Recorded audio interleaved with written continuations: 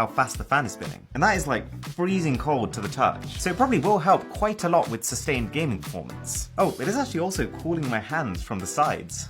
That's nice. Okay, your eyes are not deceiving you. This is the actual box of smartphone number 4. We're now getting to the extremely hard to find rare phones, hence the $1,200 price tag. Worth it for these peels though. Wow. Goodness me. You might have heard of a manga series called Detective Conan.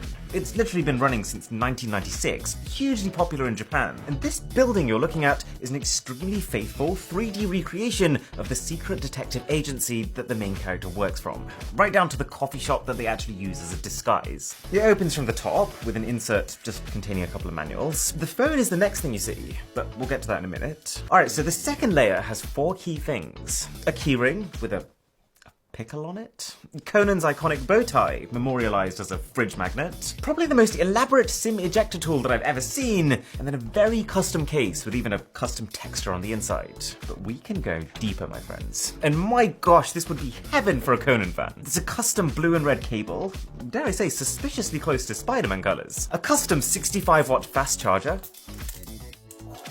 I'm starting to enjoy these charger peels. Very underrated. And then a pair of holographic earphones. Alright, let's see this phone. Gotta set it up. What's going on here? This is weird. Deduce the password to gain access. Well, that's a new one.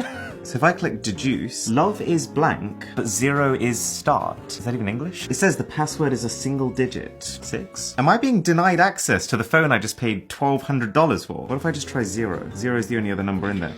I'm in! That was weird. So, I just looked that up, and that is a puzzle to see if you are enough of a detective to be able to use the Detective Conan phone. Clearly I am. Oh, I like this home screen better. It's much more flat and less in your face. I've just realized something about this phone's back. This is not just glass. This is electrochromic glass, which means that if I tap one button on this phone, it can change its own chemical arrangement to modify its color. You can also apparently change it just by saying a specific command using the phone's voice assistant. I think that's the coolest phone yet. Moving up to $1,400 now, this is the Transformers Decepticon smartphone by the company Red Magic. I had a brief look at what it does, and this is going to break some boundaries. But just for context, the Decepticons are basically just the bad guys within the Transformers universe, hence the shady dark color theme. Alright, so first up is a pin badge. Quite a dense quality pin badge, actually. We've got an insert that has manuals, a page of stickers, and a case. Man, I love how confident the design is here. It makes this feel like a proper Transformers experience, and not just like a normal phone box with the skin on it. There's a secret compartment with the charger.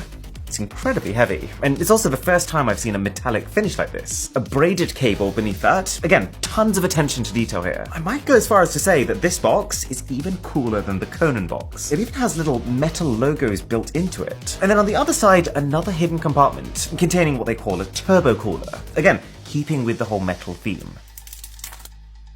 Okay, right off the bat, this is a spicy looking phone. There's so many different textures and details all in one place. And notice how it's designed so that in the light, it's incredibly reflective and vibrant, but then as soon as I tilt it, it becomes enveloped in shadow. This is a very gamery kind of home screen, but it actually calls to me. Red Magic has really tightened up their game recently. This doesn't look nearly as garish as their old phones used to. Wow, that keyboard is something though. Also some hidden LEDs inside of it. Nice touch. Alright, so I have a very important test that I want to do with this phone. See, this phone has 3 different levels of cooling. You have just the phone as it is, with its large heatsink on the inside that passively takes heat away from the chip. You can dial it up though by turning on the fan on the inside, which apparently spins 20,000 times per minute, which is absolutely nuts. But then we can also pair that with this external cooling attachment, which is apparently using a centrifugal turbofan to achieve refrigeration levels of temperature reduction. So I'm going to run the same performance benchmark at each of these 3 levels versus Samsung's Galaxy S22 Ultra, and let's see how much difference they make. Okay, the Samsung's on the left, the Red Magic is on the right. Let's run that first test without any extra cooling. Whoa, the Red Magic is quite significantly ahead of the Samsung. Okay, internal fan on, let's run that again. You can tell the Transformers phone is running the test even faster. So the score on the Red Magic phone has gone up by about 5%. The score on the Samsung has actually gone down. I'm actually really excited to see what happens now then.